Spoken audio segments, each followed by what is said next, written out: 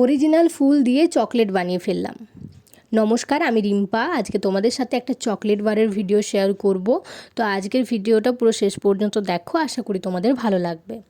আর আজকে যে চকলেট বারটা আমি বানাচ্ছি যে দিদির জন্য, সেই দিদি আমাকে বলেছিলেন দুটো জিনিস, যে চকলেটে কি নাম লিখতে হবে আর চকলেটটা ডার্ক চকলেট হবে। এই দুটো জিনিস খালি আমাকে বলে দিয়েছিলেন, বাকি পুরোটাই আমার হাতে ছেড়ে দিয়েছিলেন যে তুমি তোমার মতন করে করে দিও।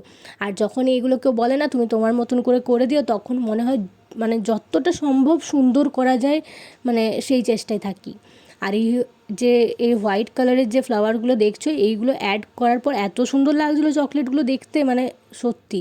আর এই চকলেটের যে হোয়াইট ফ্লাওয়ার্সগুলো অ্যাড করার পর আমি যখন চকলেটের ফটোটা আমার কাস্টমারকে সেন্ড করি, মানে তিনি তো ভেবেই নিয়েছিলেন যে এগুলো মানে অরিজিনাল ফুল আর কি। তিনি আমাকে মেসেজ করেছে যে দিদি তুমি কি এগুলো অরিজিনাল ফুল দিয়েছো?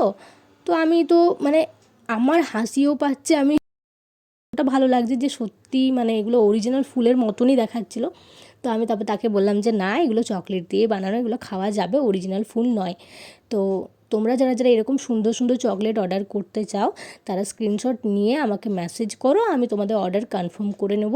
আর যারা ফেসবুক থেকে দেখছো, তাদের কাছে আমার অনুরোধ, তারা আমার ফেসবুক পেজটাকে যেন ফলো করো, কারণ তোমরা ফলো লাইক করলে আমার কাজ করার মানে উৎসাহটা আরও বেড়ে যাবে।